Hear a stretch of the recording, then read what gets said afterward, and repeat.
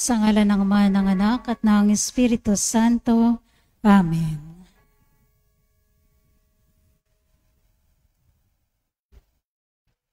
Misa pasasalamat ng Araneta Calachat Family. Pasasalamat para sa natatanging intensyon para sa karawan ni Kay Antonio at Tina May Dadap, para sa kagalingan at magandang kalusugan ni Viana Embile, Elo Cruz at Teresita Araneta. Para sa kalwalhatian ng kaluluwa ni Merlita Dalanon, Isagani Ancheta Palsis, Maria Elesa Cailo, Verlin and Nympha Santiago, Virgilio Santiago Sr., Virgilio Santiago Jr., Ingrid De Leon, Ramon Angkaw, Marte Del Mundo, Lilia Marcela Febrero, Edgardo Balin, Rudy Talion, Fermin Javier, Deji Remoroso Memoracion, Rexander Paglikawan, at sa mga kaluluwa sa purgatorio. Muli magandang gabi po sa atin lahat. Tayo po ngayon ay nasa 11 linggo sa karaniwang panahon. Ang mamumuno po sa pagdiriwang ng banal na Eucharistia ay ang ating kura paroko, Reverend Father John Nathan Maria Maagma, OFM Conventual. Magsitayo na po lahat at sumabay sa pambungad na awit.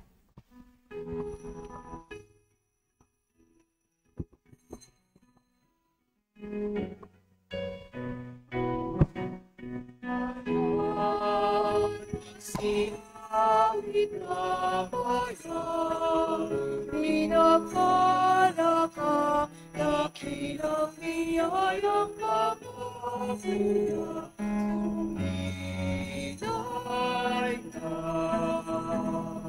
Sinauna o kaari, ang taong ay tubusin, upang siya ay makapiling, ang maghirap na Diyos natin. Kaya magsihan itapan mo, pinagpalan mo, laki ang biyaya pangako niya sa vida. Sa kabanang pagkakao, sa buhay niya sa mundo, inihayan kanyang puso, tinitama natin Diyos.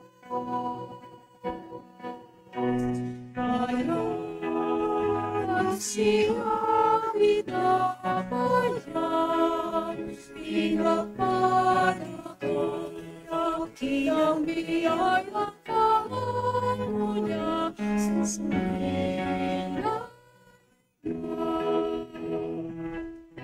Manatiling ako na Espiritu Pagkakataon,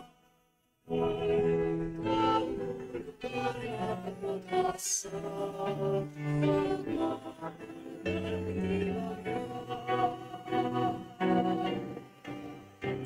ngayon ang sinabit kaya, pinagpalakan, kakilang biyayang pangako niya sa sumida. Kakilang biyayang pangako niya sa sumida.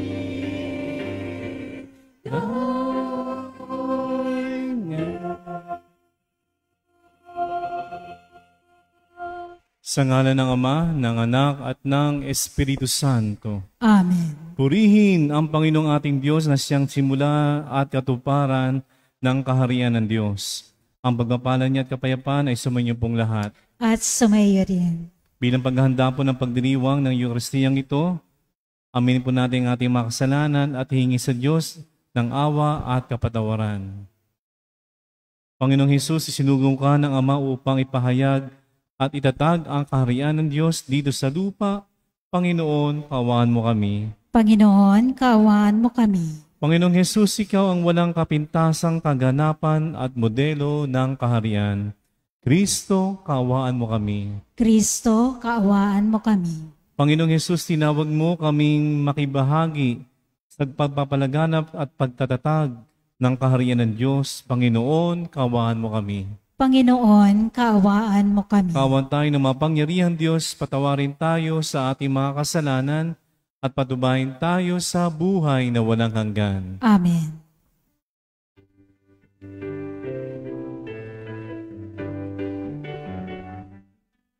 Papuri sa Diyos, papuri sa Diyos, papuri sa Diyos sa kaitaasan, at sa lupa'y kapayapaan, sa lupa'y kapayapaan, sa mga taong kinalulugtan niya. Pinupuri ka namin, dinarangal ka namin, sinasamba ka namin, ipinagbubunyi ka namin, pinasasalamatan ka namin, dahil sa dakila mong aking kapurihan.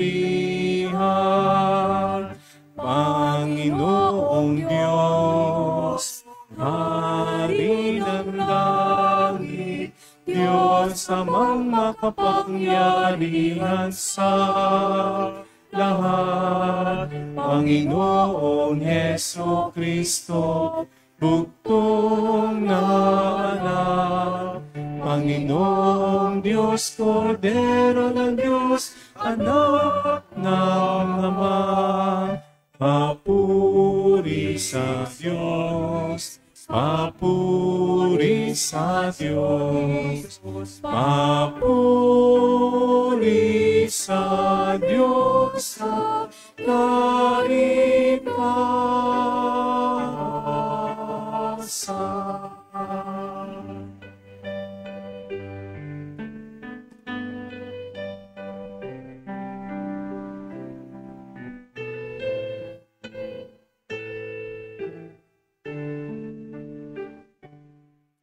Ikaw na nag-alis ng mga kasalanan ng sanlibutan.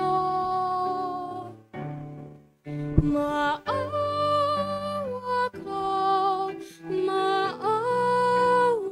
ka sa amin. Ikaw na nag-alis ng mga kasalanan ng sanlibutan. Tanggapin mo ang aming kahilingan. Tanggapin mo ang aming kahilingan. Ikaw na nalulunod sa kanan ng Ama. Maawa ka sa amin. Papuri sa Diyos, papuri sa Diyos, papuri sa Diyos sa kaligtasan. Sapagkat ikaw lamang ang mataas-taasan, ikaw lamang o Jesucristo ang Panginoon,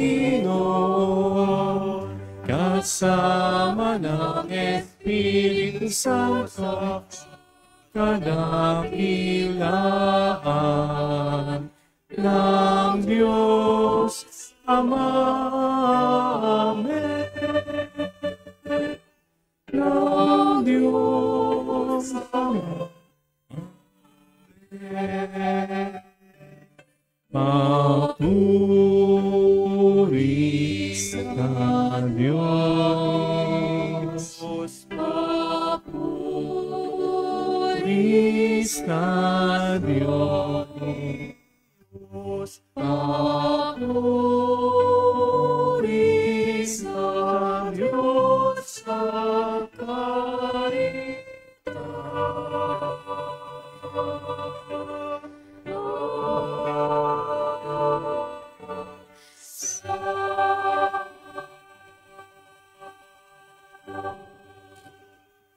Manalangin tayo. Ama naming mapangyarihan, lakas ka ng mga walang inaasahan kundi ikaw.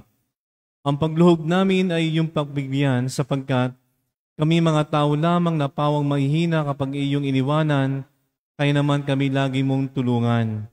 Upang sa pagtupad ng iyong mga kautusan, ikaw ay aming mabigyang kasiyahan sa aming iniisip at ginagawa araw-araw. Sa pamamagitan ng Jesucristo kasama ng Espiritu Santo, magpa sa walang hanggan.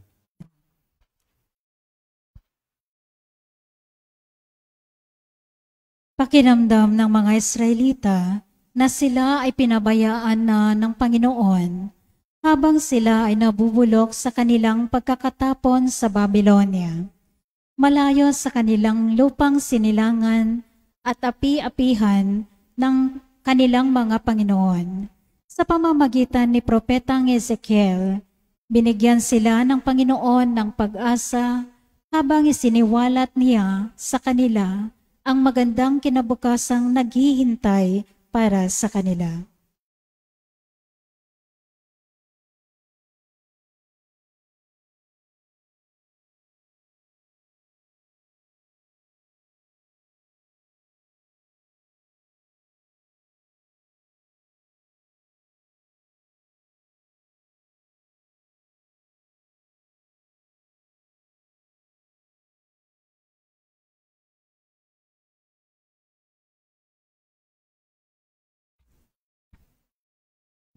Pagbasa mula sa aklat ni Propeta Ezekiel. Ito nga ang ipinasasabi ng Panginoon. Kukuha ako ng isang usbong ng sedro at aking iaayos. Ang kukunin ko ay yaong pinakamura na pinagtaas na sanga. Itatanim ko ito sa isang mataas na bundok, sa pinakamataas na bundok ng Israel, upang lumago at mamungang mabuti at maging isang kahanga-hangang sedro. Sa gayon, lahat ng uri ng hayop ay makapaninirahan sa ilalim nito. Ang mga ibon na may makapamumugad sa mga sanga nito. Kung magkagayon, malalaman ng lahat ng punong kahoy na mapababa ko ang mataas na kahoy at maitataas ko ang yaong mababa. Na matutuyo ko ang sariwang kahoy at mapananaliwa ko ang yaong tuyong punong kahoy. Akong Panginoon ay nagsasabi nito at ito'y gagawin ko. Ang salita ng Diyos. Salamat sa Diyos. Totoong kalugod-lugod ang magpasalamat sa Diyos. Totoong kalugod-lugod ang magpasalamat sa Diyos. Ang magpasalamat sa Panginoong Diyos ay mabuting bagay. Umawit na lagi, purihin ang ngalang kataas-taasan. Pag-ibig niyang wagas ay dapat ihayag. Kung bukang liwayway, pagsapit ng gabi, ang katapatan niya'y ihayag din naman. Totoong kalugod-lugod ang magpasalamat sa Diyos. Katulad ng palma, ang taong matuwid, tatatag ang buhay. Parang mga sedro, kahoy sa Libano, lalagong mainang. Parang punong kahoy na doon natanim sa tahanan ng Diyos, sa banal na templo. Ito ay lalago na nakalugod-lugod. Totoong kalugod-lugod ang magpasalamat sa Diyos. Tuloy ang pagbunga kahit na ang punong ito ay tumanda. Luntiya'y matatag at ang dahon nito ay laging sariwa. Ito'y patotoo na ang Panginoon ay tunay na matuwid.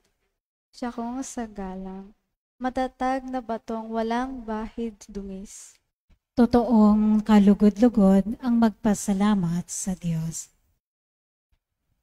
Sa kanyang liham sa mga taga-Korinto, binigyang diin ni Pablo na bagamat nais nilang makapiling kaagad ang Panginoon, ang higit na mahalaga ay ang mamuhay ng kaaya-aya sa paningin ng Panginoon bilang paghahanda sa araw ng paghuhukom. Pagbasa mula sa ikalawang sulat ni Apostol San Pablo sa mga taga-Korinto. Mga kapatid, laging malakas ang aking loob. Alam ko na habang tayo nasa tahanang ito, ang ating katawan, hindi mapapasa atin ang tahanang galing sa Panginoon. Namumuhay ako ayon sa pananalig sa Diyos, hindi sa mga bagay na nakikita. Malakas nga ang loob kong iwan ang katawan na ito na aking tinatahanan upang manirahan sa piling ng Panginoon. Kaya naman, ang pinakananais ko ay maging kalugod-lugod sa Kanya sa tahanang ito o doon man sa langit. Sapagkat bawat isa ay haharap sa hukuman ni Kristo upang tumanggap ng kaukulang ganti sa Kanyang ginawa, mababuti man o masama, nang siya'y nababuhay pa sa daigdig na ito. Ang salita ng Diyos. Salamat sa Diyos. Magsitayo na pan lahat.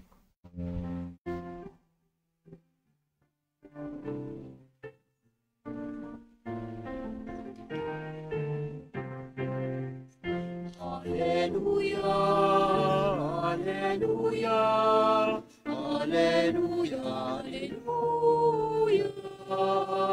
alleluia, alleluia, alleluia, alleluia.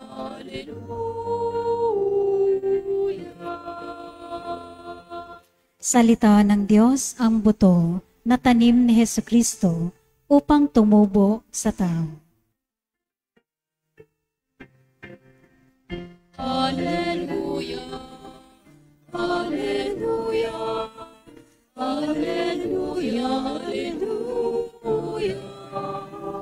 Alleluia, Alleluia, Alleluia, Alleluia, Alleluia, Alleluia.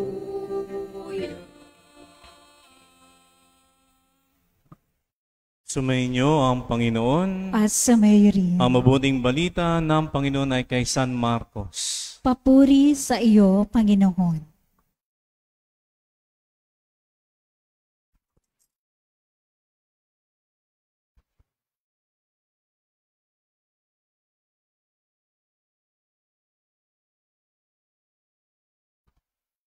Noong panong iyon sinabi ni Jesus sa mga tao, ang paghahari ng Diyos ay may tutulad sa isang naghahasik ng binhi sa kanyang bukid. Pagkatapos niyon, magpapatuloy siya sa kanyang pang-araw-araw na gawain. Tutubo at lalago ang binhi nang hindi niya nalalaman kung paano. Ang lupa'y siyang nagpapasibol at nagpapabunga sa mga pananim. Usbong muna, sa kauhay na pagkatapos ay maihitik sa mga butil. Pagkahinog ng mga butil, agad itong igagapa sapagkat dapat nang anihin.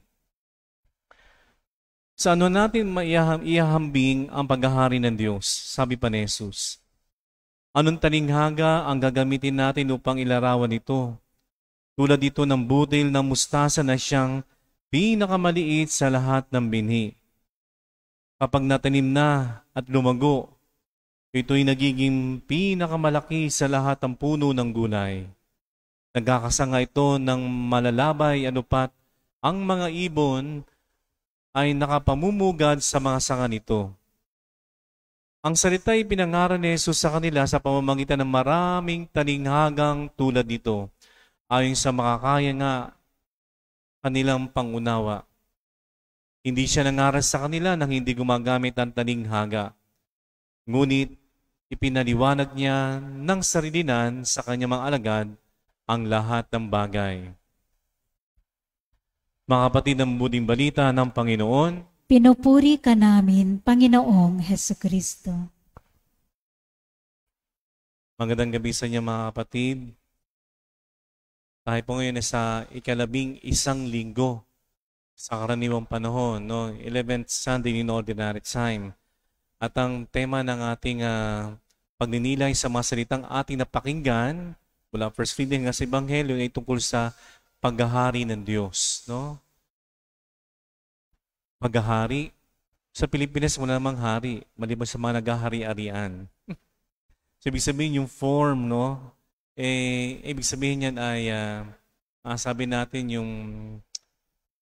medyo limited yung language pag i-apply natin sa konteksto ng mga Pilipino, pero pwede nating sabihin ganito, no? Ang paghahari ng Diyos, metaphor yun, talinghaga, no? Sabi natin walang iba kundi si Jesus, no? Kapag meron kang Jesus sa iyong buhay, ano bang mararanasan mo? Ano bang magandang dahilan po kung bakit tayo ay sumasambalataya kay Jesus? Kung halimbawa tayo ay magdarasal ng tahimik, kaharap si Lord, may katahimikan. Isang magandang pagkataon sa isang sandali kung saan tanungin natin ang ating sarili, even tanungin ng Diyos, sino siya? Sino siya sa atin at ako sa iyo? Yan, ano? Si Jesus. Ano bang magandang dahilan na meron kang Jesus sa iyong buhay? To the limited reality ng language ng paghahari, ibig sabihin, si Jesus ay sumasa iyo kung siya'y tinatanggap mo. Matatanggap mo ng isang tao halimbawa pag alam mo kung sino siya. Kaya nga sa bawat linggo nga tayo nagsisimba, sa pamamagitan ng mga salita ng Diyos na ating pinapakinggan, nakikilala natin ang Panginoon sa pamamagitan ng salita na nagkatawang tao, walang iba kundi si Jesus. Kaya yung paghahari nga ng Diyos ay nagkaroon ng katuparan kay Jesus. Sapagkat ang tao ay lagi naghahanap saan siya kakapit. Sino dapat niyang sampalatayanan? Hindi ba siya mabibigo pag kay Jesus siya sa sampalataya o sa iba? Ano ba meron sa Jesus na wala ang iba? Ayan. Tanungin natin ating sarili. Bilang mga Kristiyano, bilang mananampalataya, quote-unquote, kay Jesus, ano ba mabe-benefit natin sa Kanya? Ano ba makukuha natin sa Kanya pag tayo sumampalataya sa Kanya? Unang-una, madidiscover natin ang magandang plano ng Ama sa bawat isa sa atin. Makikilala natin kung sino tayo sa Diyos at kung bakit tayo nilikha sa ganitong pagkakataon, sa ganitong panahon. Anumang kalagayang meron ka, no?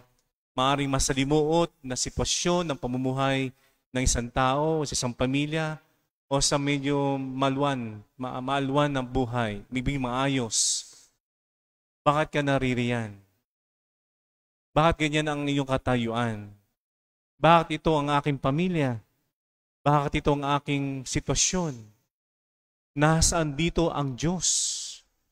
Lalo't higit, marami sa atin ay nasa hindi okay o nasa masalimuot na kalagayan. Nasaan doon ang paghahari ng Diyos, lalong-lalo na higit kung tayo ay nasa pagkakataon ng buhay natin ay nasa alanganin o nasa mahirap na kalagayan. Paano masabi na naghahari ang Diyos kung ang buhay mo ibig sabihin parang suklob ang mundo sa iyo? Hindi ka makahinga, suffocated ka na maraming mga suliranin. Isang magandang pagkakataon para tayo magnilay. Nasaan doon ang paghahari ng Diyos sa buhay na meron ka sa ngayon? Kung halimbawa ang pamilya mo ay hindi okay, nasaan doon ang Diyos? Kung ang pamilya ay naghahawatak-watak, di na nag-uusap, nasaan doon ang Diyos? Kung ikaw ay punong-puno ng sama ng loob at ikaw ay nagre-rebelde sa maraming mga bagay-bagay na nakikita mo sa kapwa-tao mo, bakit? Nasaan doon ang paghahari ng Diyos? Kasi sabi ng iba, lalo yung mga medyo maayos ang buhay, ay hindi namin kailangan ng Diyos. Yung mga mahihirap lang ang nangangailangan ng Diyos. Hindi totoo yun. Kahit na yung medyo okay sa palagay nila ang buhay nila at meron silang mga material na bagay, nagkakamali po. Maaring maraming material na bagay pero empty pa rin. May kulang pa rin. May kulang pa rin. Ang kulang, yung pagkilala sa tapagbigay ng mabubuting bagay. Material na yaman mo yan, kalusugan man yan, magandang pagkakataon, magandang relasyon. Sa Diyos nagmumula ang mga bagay na yan. At doon naghahari ang Diyos. Ang paghahari ng Diyos ay walang iba kundi si Jesus. Hindi yung dominion. Kaya sabi nga, pag meron kang Jesus sa iyong buhay, meron kang Diyos sa iyong buhay, ikaw ay nasa pagsasakop ng Diyos na mapagpala. Halimbawa itong space na ito. Tayo bilang mga Kristiyano, tayo mga anak ng Diyos. Pag tayo nagrebelde, sumuway sa kanyang mga atas, sa kanyang banal na atas, sa kanyang utos. Kasi marami mga tao ngayon ayaw nila ni mga, parang feeling nila, sakal sila. Kaya iba, mga Katolikong Kristiyano, ayaw nila ng pagiging Katoliko kasi gusto nila medyo walang humahawak sa kanila dahil sabi nila, pag nasa Katolikong Kristyanismo, talaga namang parang nakatuntong ka sa numero. Parang hindi ka malaya. Hindi yun totoo. Pag lumabas ka sa perimeter na ito, you're so vulnerable sa atake ng maraming impluensya kung saan lalo ka lamang mapapalayo sa Diyos. Pero kung ikaw ay mananatili in God's dominion, sa kanyang paghahari, sa kanyang pagpapala, sa kanyang grasya, makakaranas ka ng mga mahihiwagang bagay sa iyong buhay. At sa mga taong nananatili doon sa grasya ng Diyos na yan, natututunan nilang laging magpasalamat sa Diyos. Sila yung mapagpasalamat ng mga tao sa kabila ng lahat ng mga hamon ng buhay sapagkat hindi nila inaalis ang kanilang katayuan sa paghahari ng Diyos, sa kamay ng Diyos. Kasi marami po sa atin ang ginagawa, ang Diyos ang siyang nilalagay sa kanilang mga kamay. May mga ganyan no? Ibig sabihin, kahit Diyos, no say. Basta itong gusto ko, ito gusto kong mangyari, walang pakialam si Lord dyan. Pero sa mga tao may mababang loob at kinikilala ang Diyos, nagpapasakop sa Panginoon Diyos, sa kanyang paghari, sila'y nakakaranas ng tunay na kapayapaan ng loob. Peaceful. Wala masyadong inaalala. Kasi ang tanging naasahan nila ng mga taong ganong klase, Diyos lamang. Wala nang iba. Hinahayaan nilang Diyos. Kaya naman itong mga taong ito, siya nakakaranas ng mga mahihiwagang bagay na ginagawa ng Diyos sa kanilang buhay, sa kanilang pamilya, sa kanilang pag-aaral, sa kanilang pagtatrabaho, sa kanilang paglilingkod, sa kanilang kapwa, sa simbahan o sa lipunan.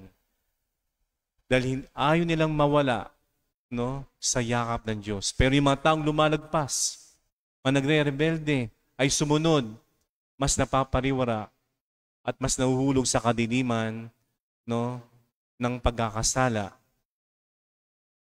Pero ang mga taong nananatili sa kanyang grasya, pagdating ng mga sigalot ng buhay, matatag, may tapang, at doon sila gumaganap bilang mga tunay na saksi ng paghahari ng Diyos. Nakikita sa kanila ang buhay Kristo, matiisin, mapagbigay, mapagpatawad, bukas ang palad, hindi magagalitin, nag-iisip muna. Okay naman, mas nakapag-discern sila, malaya sila sapagkat lagi lang inuuna ang Panginoon Diyos the way they used to justify things. Parang ganito, kung si Jesus ay nasa iyo, hanggat maaari, magiging conscious ng gamitin mong mata ni Jesus the way you say things. Paano ba tumingin si Jesus? Ayan. Para may iwasan natin ang pagiging mapanghusga. Pag nagsalita si Jesus at ilagay natin kanyang bibig sa ating bibig, paano siya magsalita paano tayo magsalita sa ating kapwa? Ayan. Kung ilalagay din natin ang tenga ni Jesus sa ating tenga, paano makinig si Jesus sa maraming tinig nating naririnig para piliin lamang ang mabagay na makalangit at kung saan tayo makakasunod sa banal na kalooban ng Diyos, sa pakikinig. Kapag nagbukas palad si Jesus, at yun din ating gagawin, anong palad na meron tayo? Maganda. Magandang kapalaran. At halimbawa, yumapak tayo doon sa yapak ni Jesus. Landasin natin yung kanyang landas sa paging masunurin sa Ama. Saan tayo mapupunta? Well-secured path. Well-secured destination sa banal na yakap ng Ama. Yan ang paghahari ng Panginoon sa ating buhay, the very kingdom of God.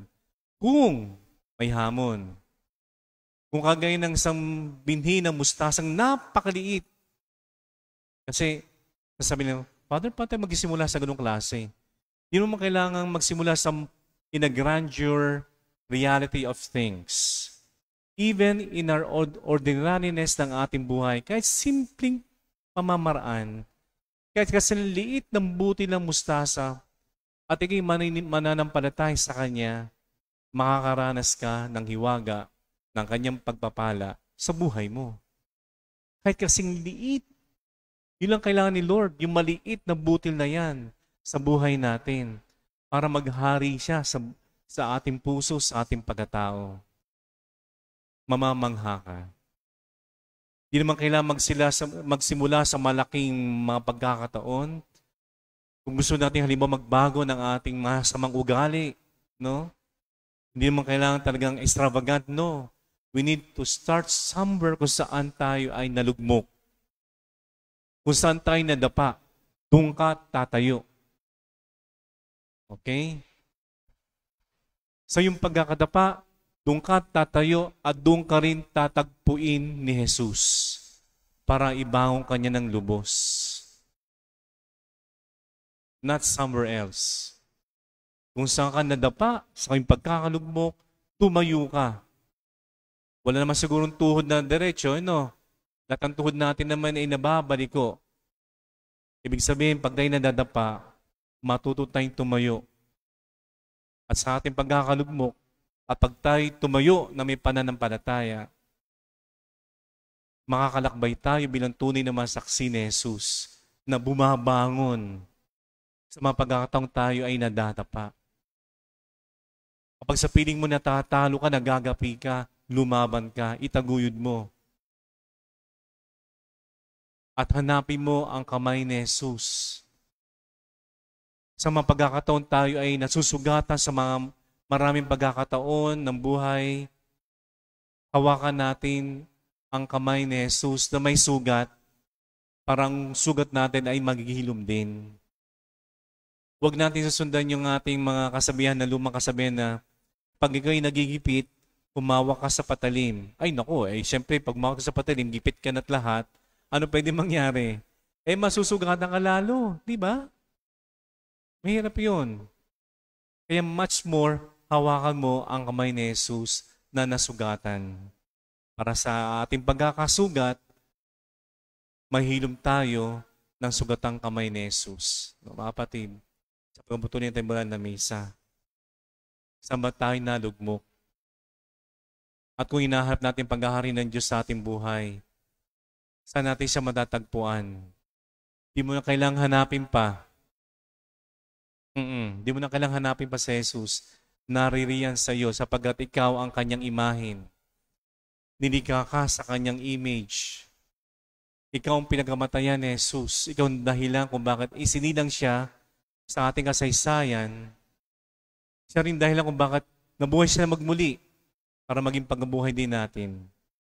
At patuloy na sumasa atin sa banal na Eucharistia para sa lakbayang ito, sa buhay na ito, sa mundong ito, ay manourish tayo na kanyang sariling katawan na dugo. Our food for the journey. Para sa wakas ng ating paglalakbay, siya pa rin ang ating matatagpuan. Sapagkat dito pa lang, tinatagpo na natin siya.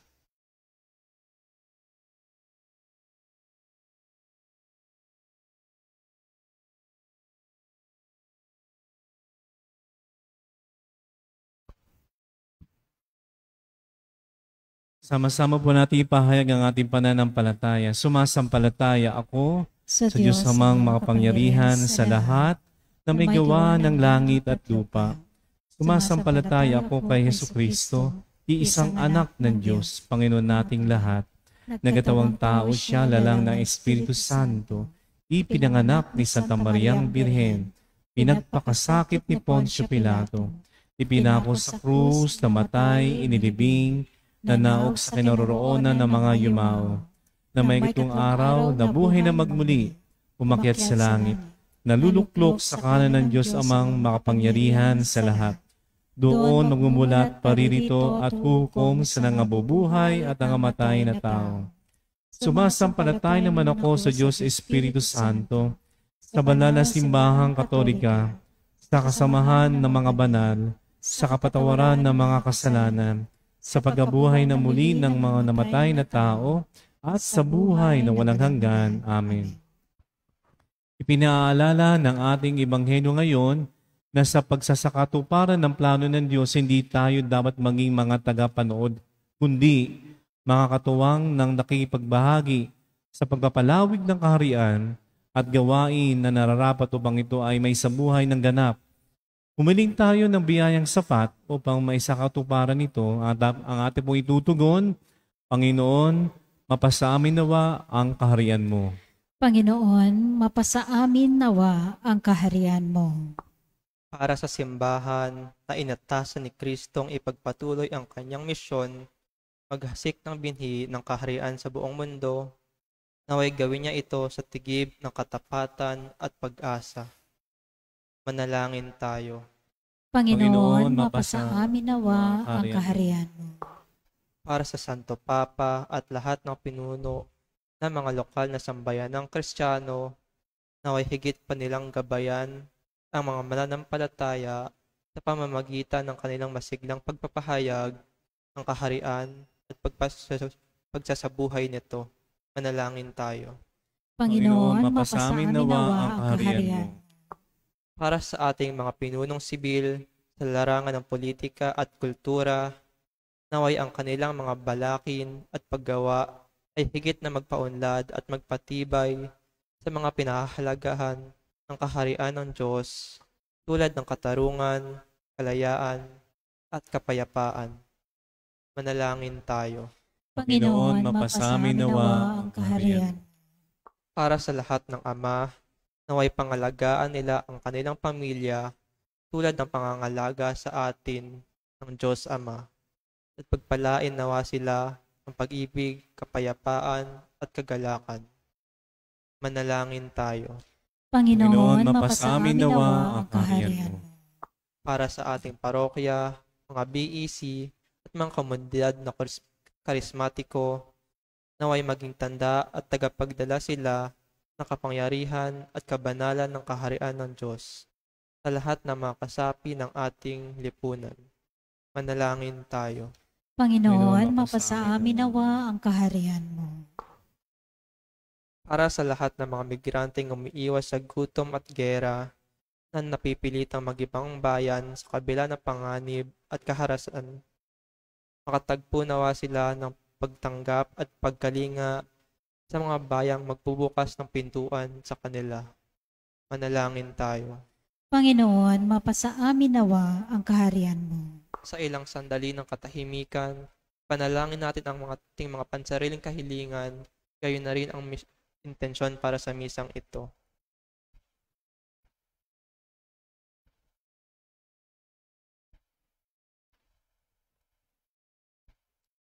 Manalangin tayo. Panginoon, mapasa amin nawa ang kaharian mo.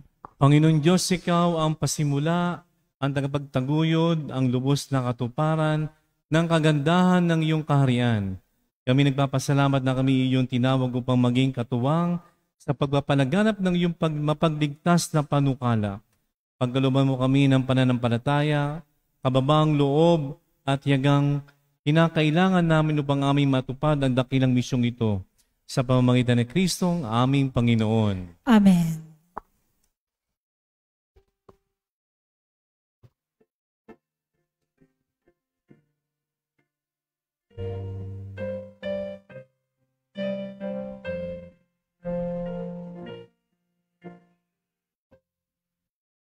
Handog namin sa iyo, Ama,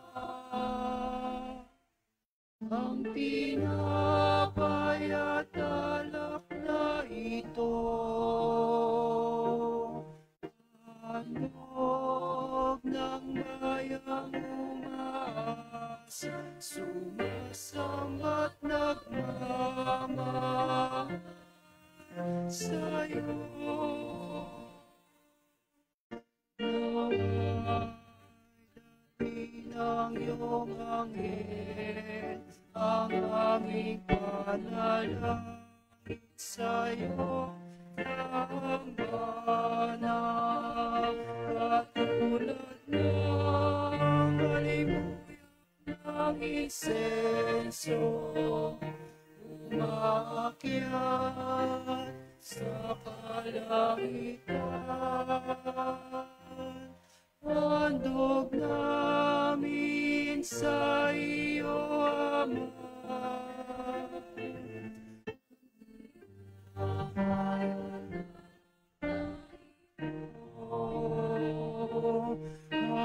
Handog ng bayang umaas, sumasamba't nagmamahal sa'yo. Naway ang aming kaloob, maging si Jesucristo aming Panginoon. Ang sino mang tumanggap at makisalo ay mabubuhay kailan pa man. Handog namin sa iyo, Ama, ang tinapay at alak na ito.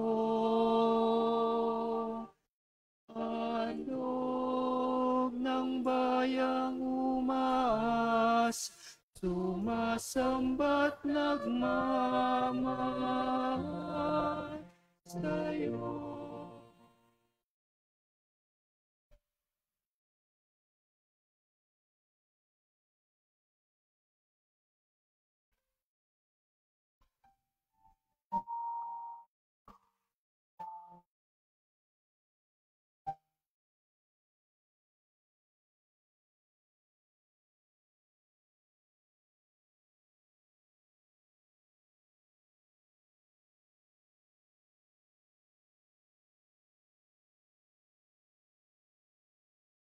Manalangin kayo mga kapatid, ang papaghahain natin ay kalugdan ng Diyos Amang makapangyarihan. Tanggapin nawa ng Panginoon itong paghahain sa iyong mga kamay, sa kapurihan niya at karangalan sa ating kapakinabangan at sa buong sambayanan niyang banal. Ama naming lumikha, kami ginawa mong may angking katauhan na dapat pakanin at pangalagaan, at iyong dinudulutan ng banal na pakikinabang.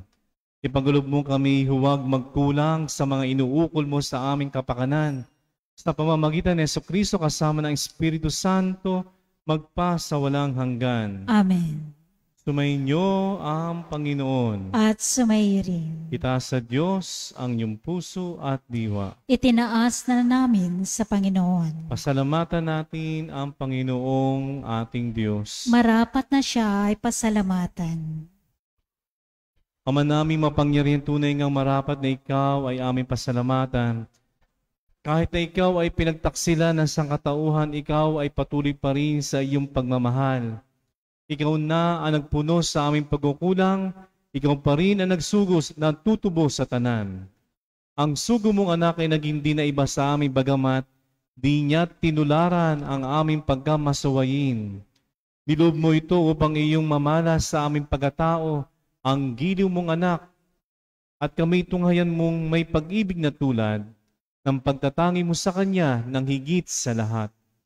Ang katapatan niya sa iyong walang maliw ay nagpanumbalik na muli sa amin ng iyong kasiyahat ng iyong pagtingin na aming iwinaksi nung ikaw ay aming suwayin. Kaya kaisa na maanghel na nagsisiawit ang papuri sa iyo na walang humpay sa kalangitan, kami nagbubunyi sa iyong kadakilaan.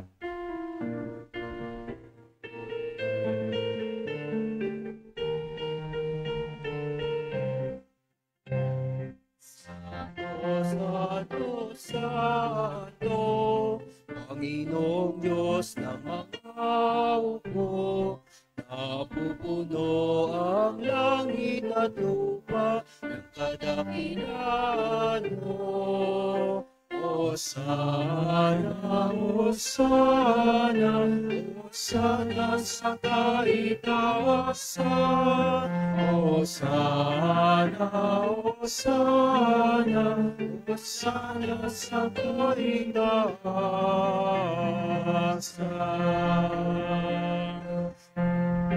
Pinagkaloob na paririto sa ngalan ng Panginoon. Hosana, Hosana, Hosana sa kaitaasan. Hosana, Hosana, Hosana sa kaitaasan.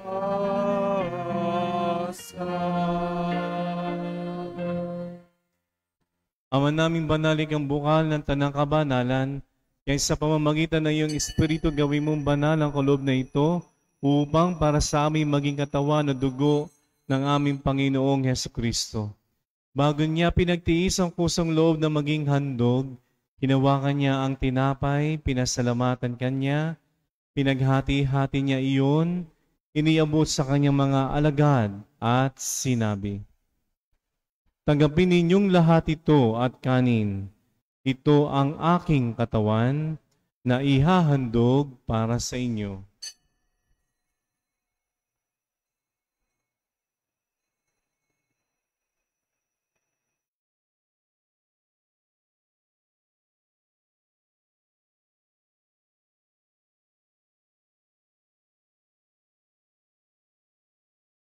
Gayun din naman, nung matapos ang hapunan, hinawakan niya ang kalis, muli kanyang pinasalamatan.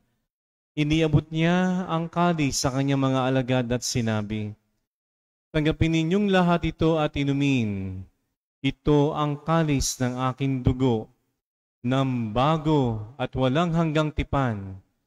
Ang aking dugo na ibubuhos para sa inyo at para sa lahat sa ikapagpapatawad ng mga kasalanan. Gawin ninyo ito sa pag-alaala sa akin."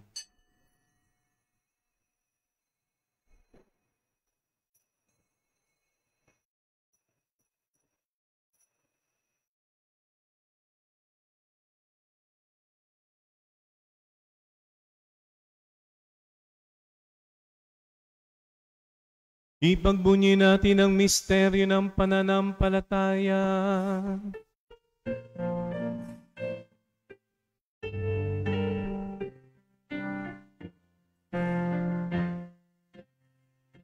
Aming ipinahayag na namataya iyong anak, nabuhay bilang Mesiyas at nagbabalik sa wakas upang hayag sa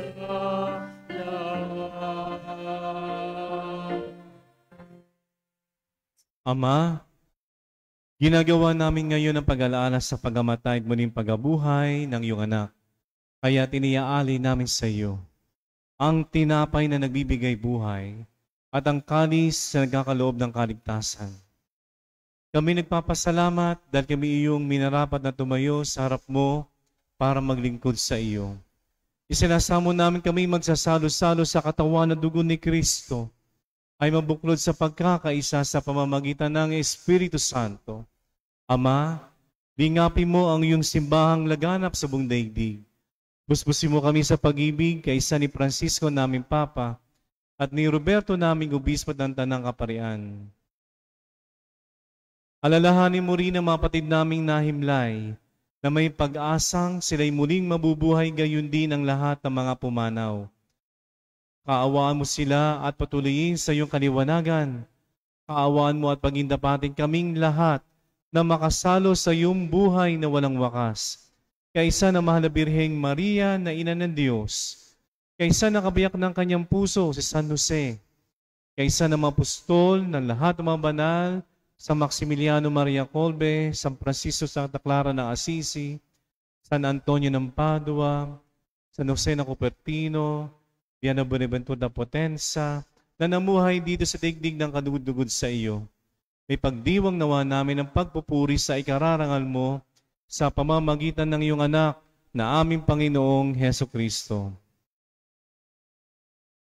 Sa pamamagitan ni Kristo, kasama niya at sa Kanya, ang lahat ng parangal at papuri ay sa iyo, Diyos Amang makapangyarihan, kasama ng Espiritu Santo, magpasawalang hanggan.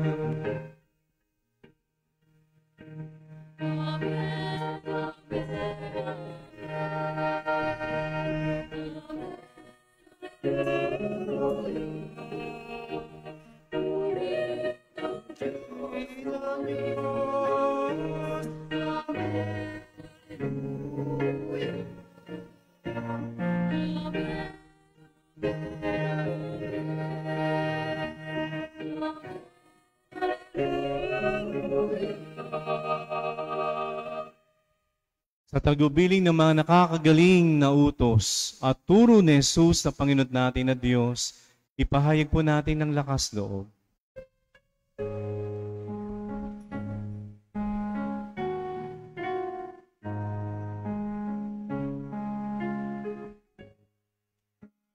Langit, sumasalangit ka, sambahin ang ngalan mo, mapasamin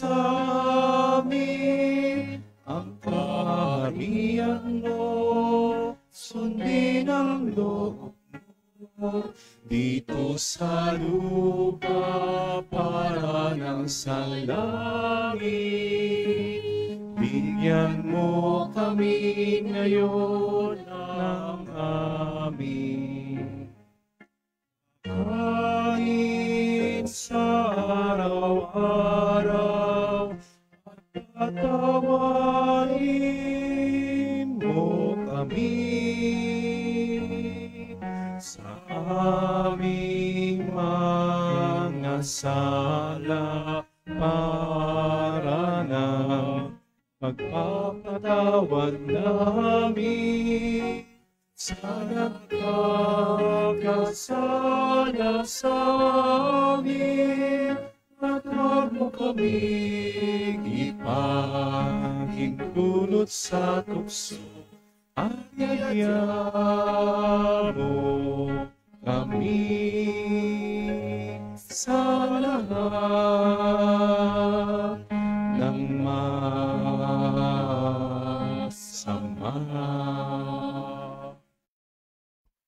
Hinihiling namin kami adya sa lahat ng masama pagkalooban ng kapayapaan araw-araw, iligtas sa kasalanan at ilayo sa lahat ng kapahamakan, samantalang aming pinananabikan ng dakilang araw ng pagpapahayag ng tagapagligtas naming si Hesu Kristo.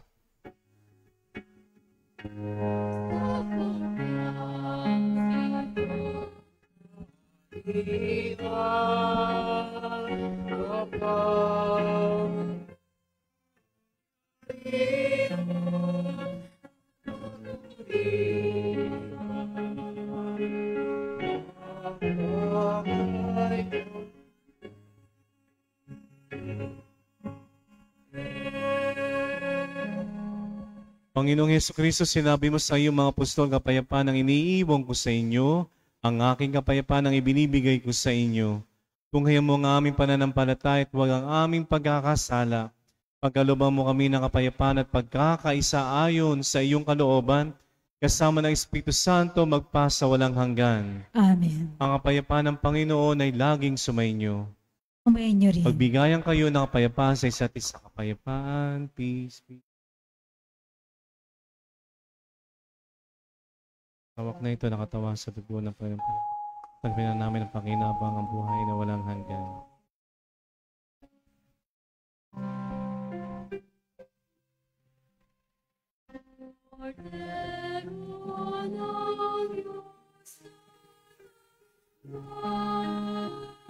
Pagiging sa katawan at dugo ng Panginoon sa Kristo, magdulot ng pagkukumpara sa kasalanan na sa iyong kinapahimik. Naway aking matanggap at magpumo sa akin ang kaloob ng lunas.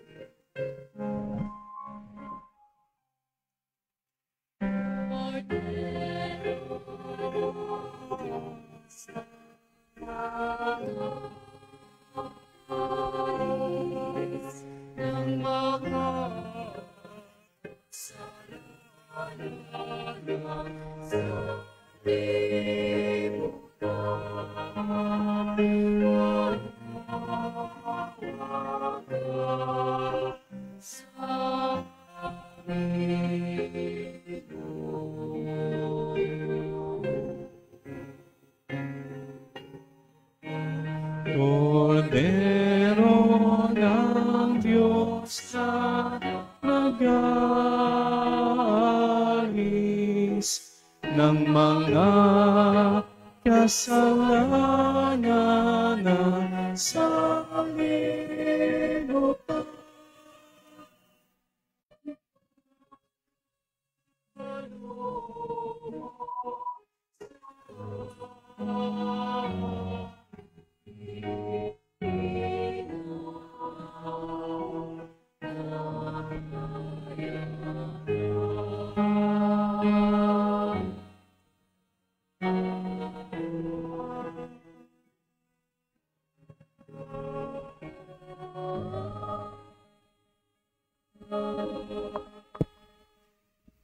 Ito ang kordero ng Diyos, ito nag-aalis na kasalanan ng sanlibutan.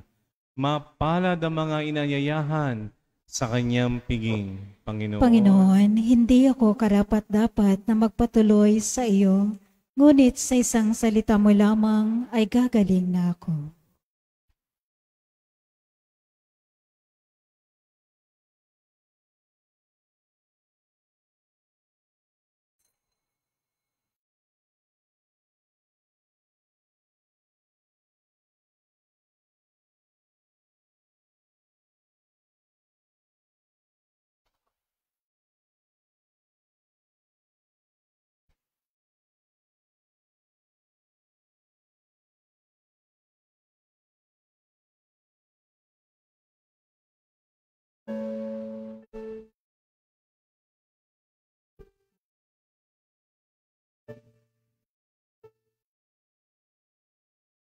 Huwag kang mangamba,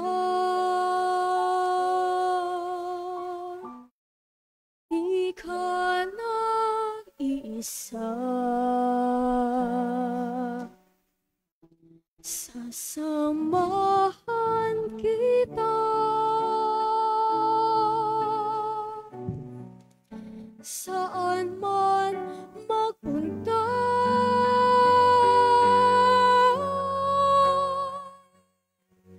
Ika'y mahalaga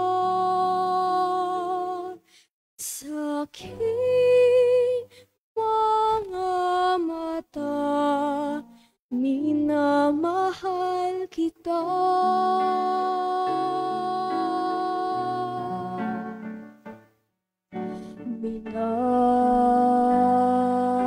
Minamahal kita.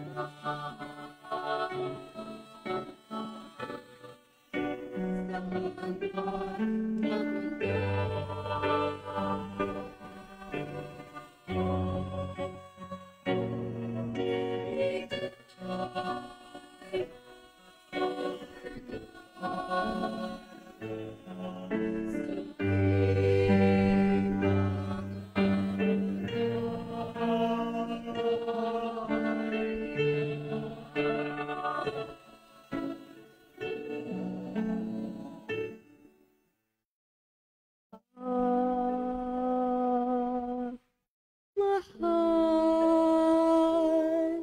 kita.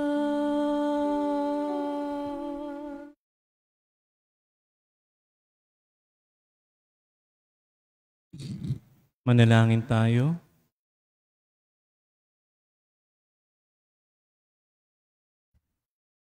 Ama namin mapagmahal, ang pinagsaluhan naming banal na pakikinabang ay nagpapahiwatig ng iyong pakikisa sa tanang naritong nakikipagdiwang ay magdulot nawa ng pagkakaisa sa iyong sambayanan sa pamamagitan ng Jesucristo kasama ng Espiritu Santo magpasa walang hanggan.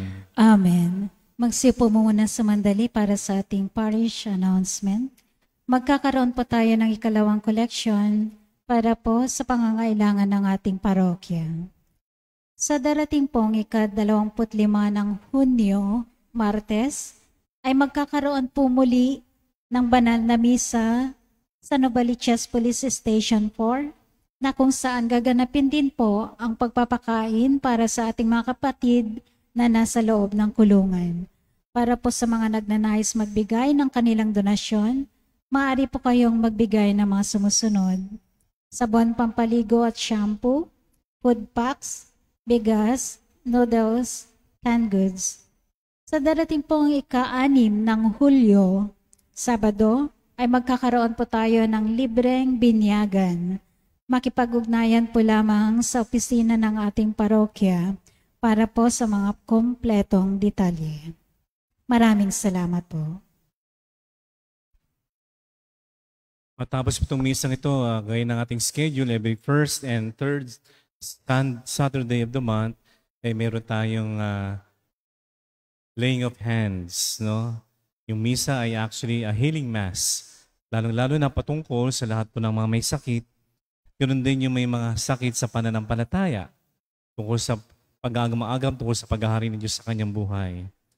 Kaya after this, ng misa, magkakaroon ng laying of hands at patuloy natin pagdasal ang ating mga kaparokya o sa mga nanonood ngayon sa ating live streaming.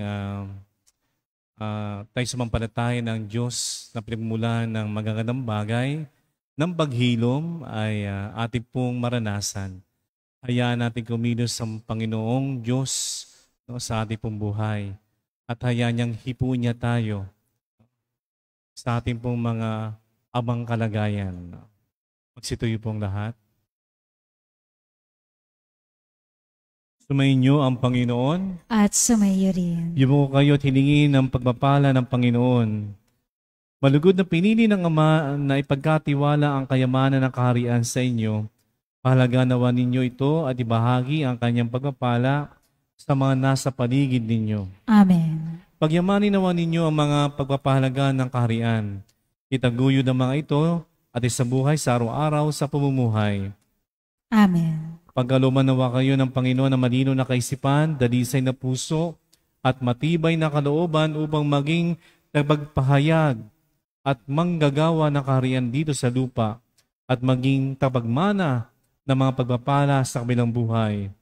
Amen. At pagpalain kayo ng mapangyarihang Diyos sa Ama, Anak, at Espiritu Santo. Amen. May kasakpaypan ni Kristo at maging mga saksi ng kaharian saan man kayo naroroon. Salamat sa Diyos.